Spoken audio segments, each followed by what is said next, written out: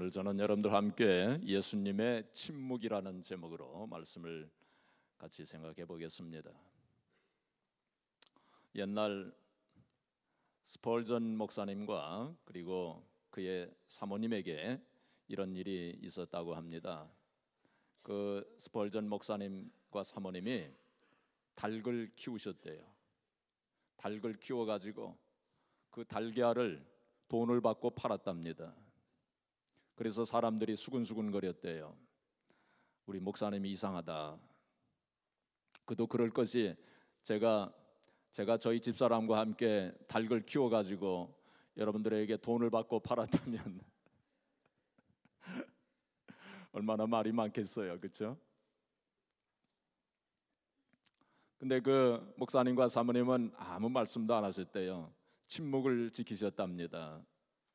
그 사람들이 이상하게 생각을 했는데 나중에 그 사모님이 별세하신 후에 그 사실이 그 이유가 알려지게 됐답니다.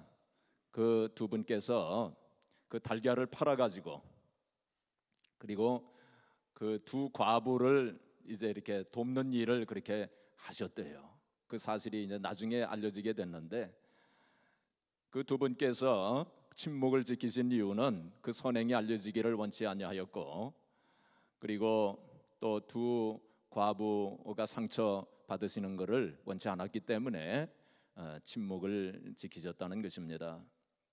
사랑하는 성도 여러분, 이 세상은 참 말이 많은 세상이에요. 그렇죠? 정확하게 말한다면 말이 많은 사람들이 많은 세상입니다. 성경에 보면은 말을 적게 하라 그런 말씀이 있어요. 말이 많으면 실수가 많다 그런 말씀도 있습니다. 그리고 입술에 파수꾼을 세워라 그런 말씀도 있습니다. 우리 성경 한 군데 한번 보시겠습니다. 잠언서 17장 27절부터 28절까지 말씀 보시면 우리 같이 한번 봉독해 볼까요? 말을 아끼는 자는 지식이 있고 성품이 냉철한 자는 명철하니라. 미련한 자라도 잠잠하면 지혜로운 자로 여겨지고 그의 입술을 닫으면 슬기로운 자로 여겨지느니라. 아멘. 27절에 말을 아끼는 자는 지식이 있다고 그랬어요. 말을 아끼는 사람이 지식이 있다. 참 귀한 말씀이죠. 그리고 미련한 자라도 잠잠하면 지혜로운 자로 여겨지고 그의 입술을 닫으면 슬기로운 자로 여겨지느니라. 우리 성경을 보게 되면 참 재미있는 말씀도 많이 있어요. 그러니까 이 말씀은 무슨 뜻입니까? 이게 좀 쉽게 설명하면 가만히 있으면 중간은 간다 그런 말씀 아닙니까? 또 그런 말씀도 있어요. 웅변은 은이며 침묵은 금이다. 그 말을 적게 하세요.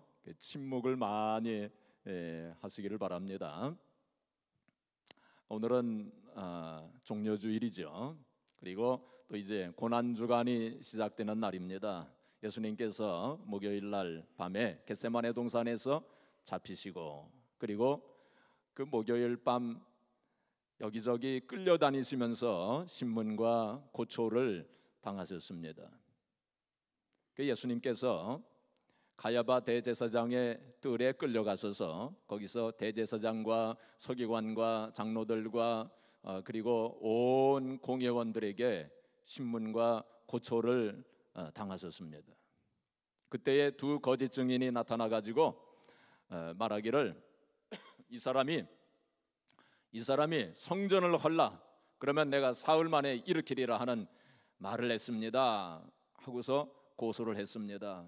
그 말을 들은 대제사장이 이 두 사람이 하는 말이 맞느냐 하고 예수님께 질문을 했을 때 예수님께서 침묵을 지키셨습니다. 아무 말씀도 안 하셨어요.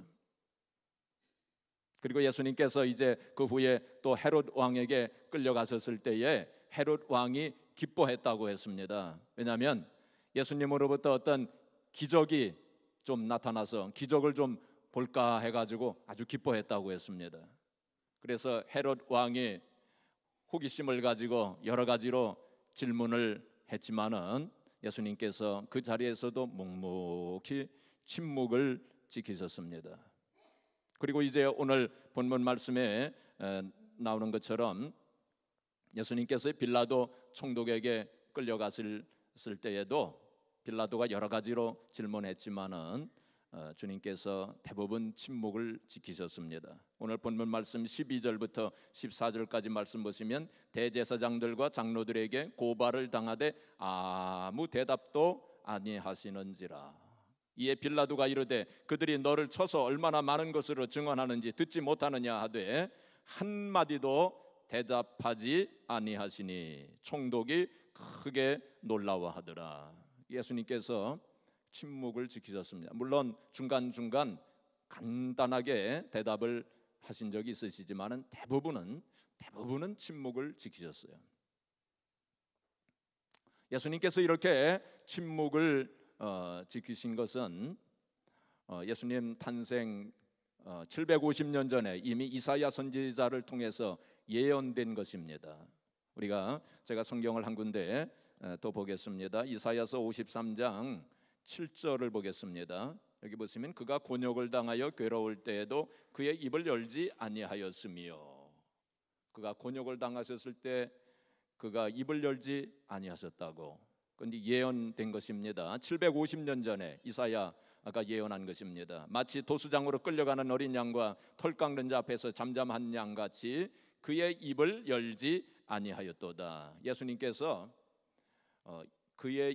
예수님께서 입을 열지 아니하셨도다. 두 번씩이나 이사야 선지자가 성령의 감동을 받아서 기록한 성경에 두 번씩이나 그의 입을 열지 아니하셨도다, 그의 입을 열지 아니하셨도다 하고 그렇게 예언을 했습니다. 그건 특별히 예수님께서 침묵을 지키신 것은 참 예수님의 특별하신 모습이요, 거기에는 특별한 의미가 있다고 하는 것을 나타내 보여주고 있는 것입니다. 그리고 또 이 말씀 속에 보니까 예수님을 양으로 비유했어요. 양. 여기 보니까 양이 도수장으로 끌려갈 때나 혹은 털 깎는 자 앞에서 잠잠하였도다. 그 예수님께서도 그렇게 그 양처럼 그렇게 잠잠하셨도다. 그것을 예언한 것입니다. 그 양은 다른 동물과 달라서 그렇게 도수장으로 끌려가면서도 죽을 줄 알면서도 또 털 깎는 자 앞에서 잠잠한다고 합니다. 다른 동물들은 발버둥을 칠 텐데 양은 그렇지 않다는 것입니다. 바로 예수님께서는 이 세상에 유월절 양으로 오신 분이십니다. 바로 예수님의 모습이 그 양의 모습을 우리에게 보여주시고 있는 것입니다.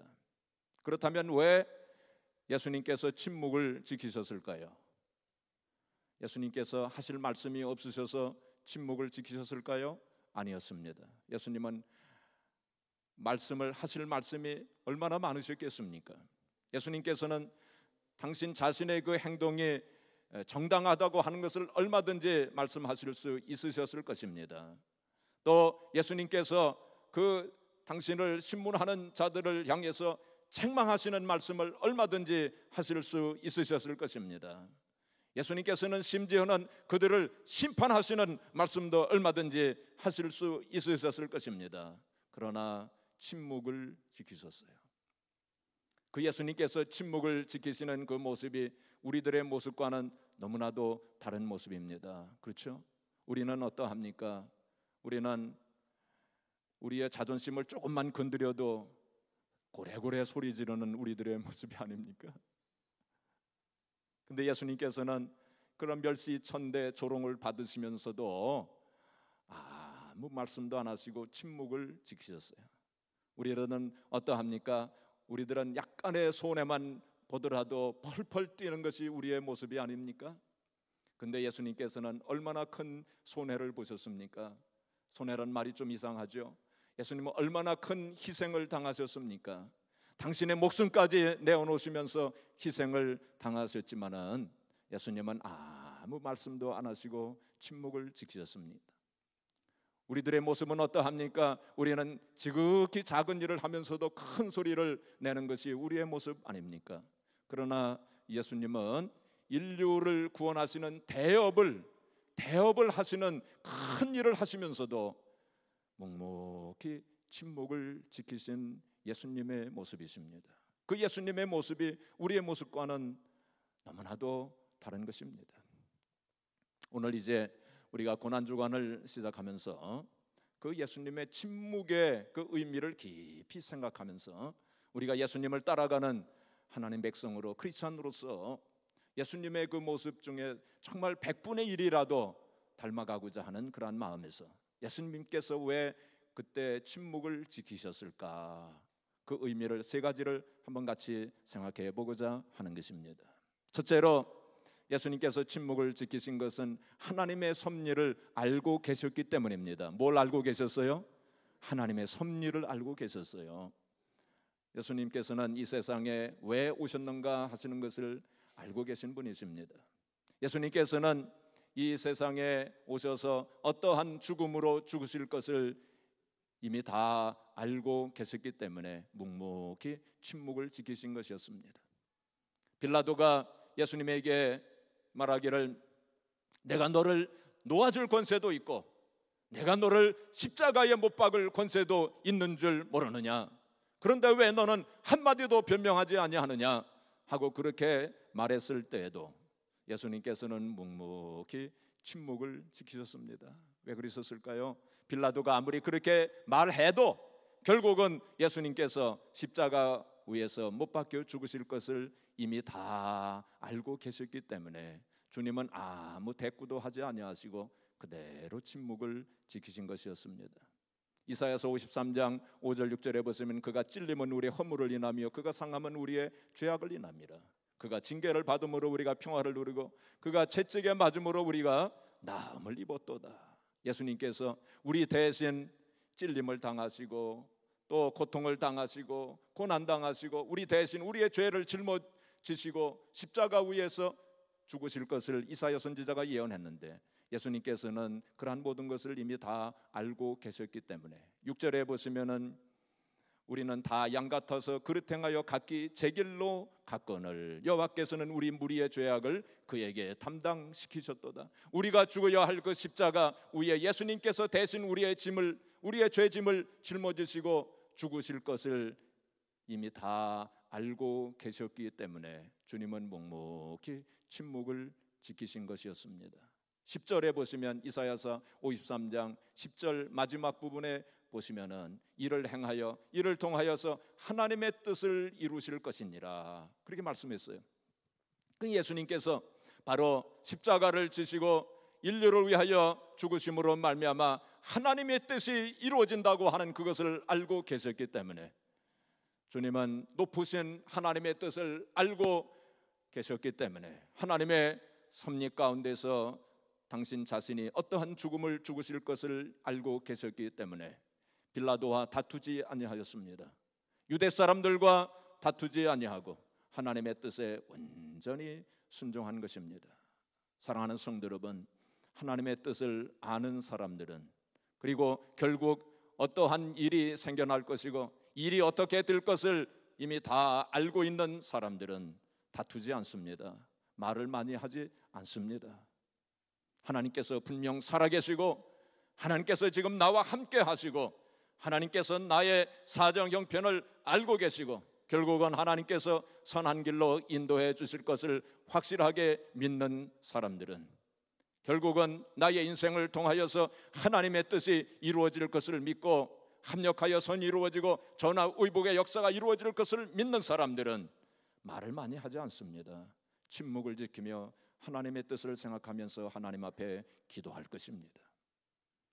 요셉이 애굽의 종으로 팔려갔을 때에 그리고 억울한 누명을 쓰고 감옥에 갇혀 있을 때에 그는 말을 많이 하지 않았을 것입니다. 결국은 하나님의 뜻이 이루어지고 또한 하나님의 섭리 가운데서 하나님께서 역사해 주실 것을 믿었기 때문에 사람들과 다투지 아니하였고 사람들에게 자기의 억울함을 그렇게 많이 말하지도 아니하면서 하나님 앞에 기도하고 하나님의 때가 이루어지기를 기다리고 있었을 것입니다. 사랑하는 성도 여러분, 우리의 가는 길을 알고 그리고 나의 사명을 알고 하나님의 뜻을 아는 사람들은 주위에서 이러쿵저러쿵 여러 가지 말을 해도 거기에 일일이 대꾸하지 않는 것입니다. 그런 말이 있죠. 개가 짖어도 기차는 간다, 그런 말이 있습니다. 좀 그런, 예. 그런 거 보셨어요? 기차가 막 가다가 개가 짖으니까 기차가 서가지고 너 왜 짖느냐고 그렇게 말하는 거 보셨어요? 전 못 봤습니다. 개가 짖어도 기차는 그냥 가는 것입니다. 하나님의 뜻을 알고 나의 가는 길을 알고 나의 사명을 아는 사람은 세상이 이러쿵저러쿵 말을 해도 그냥 나의 갈 길, 사명의 길을 가는 것입니다. 바로 주님은 그것을 알고 계셨기에 묵묵히 침묵을 하신 것입니다. 사랑하는 성도 여러분, 이번 고난주간을 맞이해서 우리가 정말 하나님의 뜻을 깊이 생각하면서 침묵하는 시간을 많이 보내시기를 바랍니다. 둘째로 예수님의 침묵은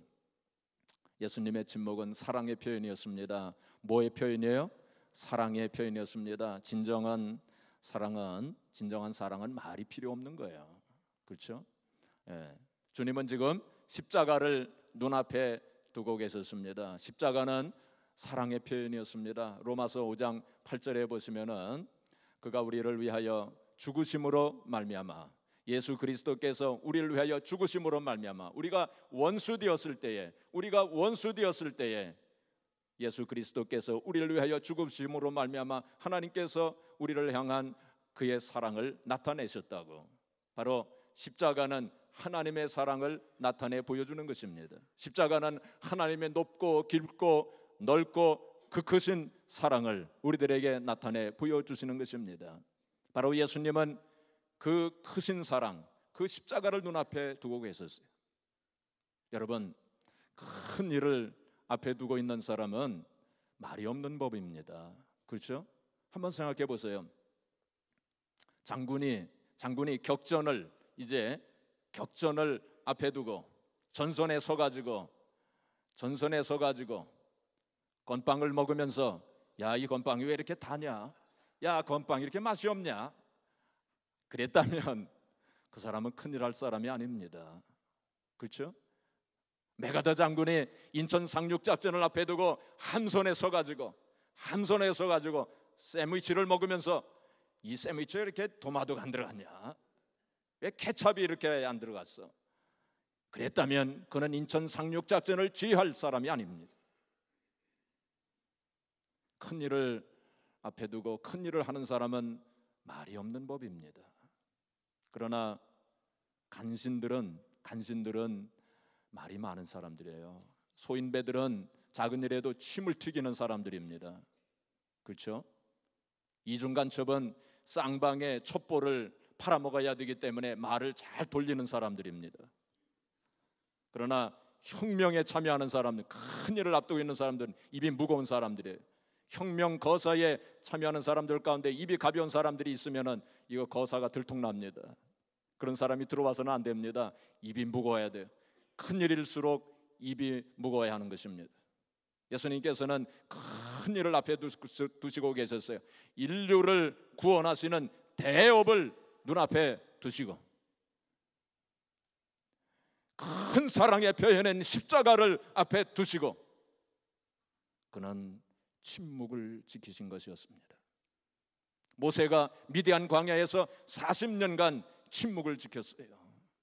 이스라엘 백성들이 여리고성이 무너지기 전에 여리고성을 하루에 한 바퀴씩 돌 때 침묵을 지키면서 6일 동안 그 여리고성을 돌았다고 했습니다. 예수님께서 공생애를 시작하시기 전에 40일 동안 광야에서 침묵을 지키셨어요. 우리가 고난주간을 시작하는 오늘 고난주간을 우리가 보내면서 우리가 큰 사랑 그리고 큰 사명을 깨달으시면서 침묵하는 시간을 많이 보내시기를 바랍니다. 마지막으로 예수님께서 침묵을 지키신 것은 인내의 표현이었습니다. 뭐의 표현이었어요? 인내의 표현이었습니다. 예수님께서는 가진 그러한 그 조롱과 멸시 그리고 그 수치와 그 모욕을 인내하심으로 침묵하신 것입니다. 인내하심으로. 근데 예수님께서 그냥 억지로 그렇게 참으신 것이 아니었습니다. 우리가 예수님의 심정을 조금 이렇게 생각해 본다면 예수님의 심령 속에 말할 수 없는 정말 이 세상에 가져다 주지 못하는 하늘의 평화가 그 심령 속에 있으셨을 거예요. 그래서 우리가 복음서를 보게 되면 예수님께서 신문 받으실 때 그 성경 구절을 우리가 쭉 읽어보게 되면 그 누가 누구를 신문하는 건지 오히려 이렇게 바뀐 것처럼 예수님을 신문하는 제사장들이나 혹은 빌라도가 불안해하고 두려워하는 그러한 모습들을 우리가 보게 됩니다. 예수님께서 어떻게 그렇게 참으실 수가 있으셨을까요? 예수님께서 그런 고초와 고난과 그러한 조롱과 멸시를 받으시면서 어떻게 그렇게 묵묵히 침묵을 지키시면서 참으실 수 있으셨을까요? 그것은 예수님의 심령 속에 승리의 확신이 있으셨기 때문에. 그래서 성경은 히브리서 12장 2절 3절에 보시면 이렇게 말씀하시고 있습니다. 믿음의 주여 또 온전하게 하시는 이인 예수를 바라보자. 그는 그 앞에 있는 기쁨을 위하여 십자가를 참으사 부끄러움을 개의치 아니하시던 하나님 보좌 우편에 앉으셨느니라. 주님께서 그 십자가의 고난과 그 조롱과 멸시를 어떻게 참으셨습니까? 앞에 있는 기쁨, 앞에 있는 즐거움을 생각하시면서 참으셨다고. 너희가 피곤하여 낙심하지 않기 위하여 죄인들이 같이 자기에게 거역한 일을 참으신 일을 생각하라. 예수님께서는 바로 그 십자가의 고통과 고난, 그리고 가진 고초와 고난과 멸시와 조롱을 바로 부활의 승리, 그리고 부활의 영광을 생각하시면서 참으셨던 것입니다. 아마 예수님께서 그렇게 생각하셨을 거예요. 조금만 참자, 조금만 참으면 된다. 사흘만 참으면 된다. 아마 예수님께서 그렇게 생각하셨을 것입니다. 사랑하는 성도 여러분, 진정으로 강한 자만이 참을 수 있습니다. 그리고 침묵은 비밀입니다. 침묵은 뭐예요? 비밀입니다. 사랑하는 성도 여러분, 우리 하나님 백성들은, 예수 그리스도를 따라가는 크리스천들은 비밀이 있는 사람들입니다. 하늘의 비밀, 그리고 하늘 영광의 비밀, 영생의 비밀을 가지고 있는 사람들이에요. 그리고 예수 그리스도의 비밀, 복음의 비밀을 가지고 살아가는 사람들입니다. 그렇기 때문에 세상 사람들은 우리가 가지고 있는, 크리스천들이 가지고 있는 그 비밀을 알지 못합니다. 우리는 그 비밀을 가지고 있기 때문에 이 세상에 살아가면서 여러 가지 어려움과 고난과 고초가 있어도, 또 슬픔과 눈물이 있어도, 또 다른 사람들이 오해할지라도 혹은 억울한 일을 당할지라도 우리는 그 비밀이 있기 때문에 하늘을 바라보면서 하늘의 소망 가운데서, 또한 하늘의 영광을 바라보면서, 또한 우리를 위해서 그렇게 참으신 예수 그리스도를 바라보면서 우리는 참아 나갈 수가 있게 되는 것입니다. 사랑하는 성도 여러분, 이번 고난주간을 우리가 맞이하면서 이 고난주간에 많이 침묵하시면서 시간을 보내시기를 바랍니다. 말을 좀 적게 하세요. 제가 그 전에 어떤 수련회에 참석을 했었는데 하루 동안 침묵을 하면서 보낸 적이 있었습니다. 그때 많은 은혜를 경험한 적이 있었어요.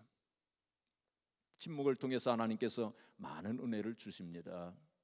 간디라고 하는 사람은, 이 사람은 일주일에 월요일마다 침묵의 날로 정해서 침묵하는 시간을 많이 보냈다고 합니다.